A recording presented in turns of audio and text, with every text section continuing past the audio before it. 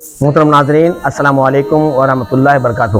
دیکھیے، میرے پاس ایک سوال یہ آیا ہے کہ اگر کوئی اپنی اولاد میں سے کسی کو اپنی جائیداد سے عاق کر دے، یعنی محروم کر دے، تو شرعی حیثیت کیا ہے اور شریعت میں یہ جائز ہے کہ نہیں؟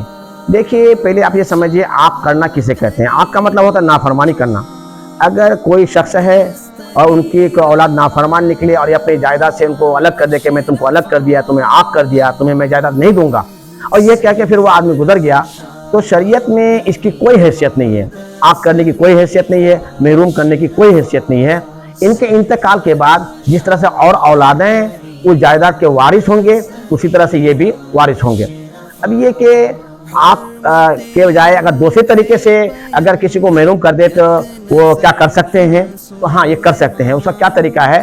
اگر کوئی کسی کے 4 بیٹے ہیں اور اس نے کسی ایک بیٹے کو اپنی جائیداد کا مالک بنا دیا اور قبضہ بھی دے دیا اور کہہ دیا کہ میری زندگی میں تمہارا ہے، اور وہ بیٹا نے وہ قبضہ کر لیا اور اپنے انڈر لے لیا اور باپ اس قبضہ سے الگ تھلگ ہو گیا، تو اس طرح سے وہ جائیداد اس بیٹے کی ہو جائے گی۔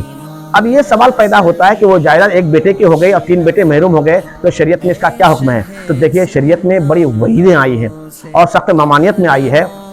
اللہ کے پیارے حبیب صلی اللہ تعالیٰ علیہ وسلم ارشاد فرماتے ہیں، کوئی شخص اگر اپنے کسی وارث کو وراثت سے محروم کرتا ہے تو قیامت کے دن اللہ تبارک و تعالیٰ جنت کے حصے سے اسے محروم کر دے گا۔ اور ایک حدیث میں آیا ہوا ہے، اگر کوئی کسی وارث کو وراثت سے محروم کر دیتا ہے تو وہ جنت کی خوشبو تک نہیں پائے گا۔ تو پتہ چلا کہ ایسا کرنا سخت منع ہے، لہٰذا اپنی اولادوں کے درمیان برابر انصاف کریں، سب کو برابر بانٹیں۔ لیکن اگر کوئی ایسا کر دیتا ہے تو وہ اس کا حکم نافذ ہو جائے گا اور وہ جائیداد اس کی ہو جائے گی، اگرچہ ایسا کرنا گناہ ہے اور سخت منع ہے۔ ہاں، البتہ یہ ہے کہ اگر کوئی شخص اپنے بیٹوں کے درمیان اپنی زندگی میں جائیداد کو تقسیم کرنا کمی بیشی کرے تو کر سکتا ہے۔ مثلا ان کے 4 بیٹے ہیں، ایک بیٹا عالم ہے یا کوئی حافظ ہے یا ان کا کوئی بیٹا ہے جو اسے خدمت زیادہ کرتا ہے، تو اس کو کم بیش کر سکتا ہے، اس کو زیادہ دے سکتا ہے۔ لیکن کسی وارث کو بالکل محروم کر دینا اور کلی طور پر اسے کچھ نہ دینا، یہ سخت منع ہے، یہ گناہ کام ہے، لہذا ایسا گناہ نہیں کرنا چاہیے۔